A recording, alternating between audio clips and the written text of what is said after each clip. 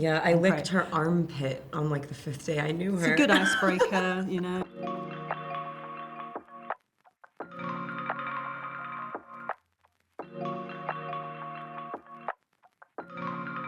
Oh my God. Well, with great power comes great responsibility. I'd probably move all the furniture everywhere in the house. Oh, that's actually a really good point, being able to move your own furniture and try different arrangements. And actually, because I fucked my neck up so badly just before we came out to do the shoot because I was pathetically trying to like do some gardening and like so trapped a nerve in my neck.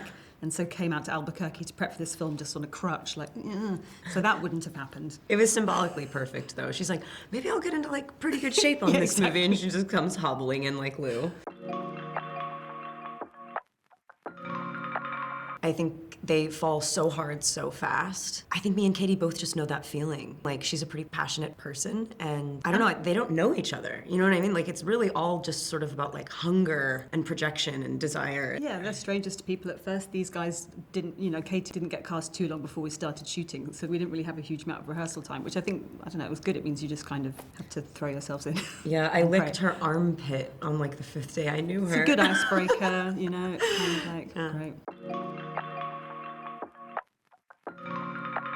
In a way, yes. I think it goes in and out. Yeah, it's sort of like just like kind of like playing with and pushing against the idea that romantic love in and of itself is this ultimate aspirational thing that's going to like bring out the best in people, or the idea that following your dream and falling in love inherently is like a really worthy cause. It's like, no, these things are sort of selfish in a way, like, you know, and it's to make yourself feel good, but it does feel amazing and can bring out wonderful things. And very monstrous things, the worst as well, things. Yeah.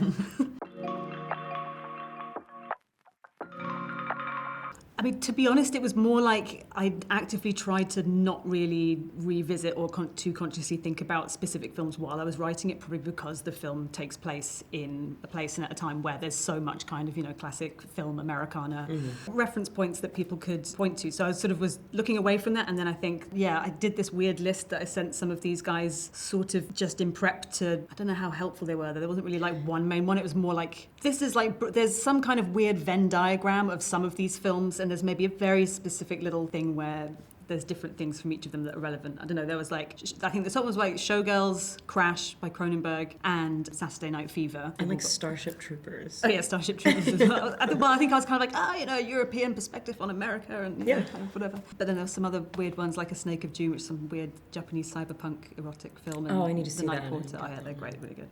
It's basically like, here's some weird stuff. Don't be afraid to take big swings, like these films. Even if I watched Showgirls only halfway through and then went, oh gosh, I realize now that I need to be bigger. Hairstyles in the 80s were insane. And they're all back. Yeah, that too, exactly. But when we were sort of trying to plan the hairstyles with Megan, our hair designer, stylist, we were looking at all these, at first I was like, oh, that's a bit too much maybe if we have a mullet here, mullet here. And then you look at all the photos, it's like, well, it was a very popular haircut. It's fun to give people cool hair. It's funny too when you make a period piece and you're like not wanting to be like too cliche or something. Yeah. Like, oh, not too many leg warmers Yeah, or same something. with the It's like, costumes, exactly. but like, that's what people were wearing. 80s gym wear is 80s gym wear. Yeah, it's like, it seems cliche, but it's true.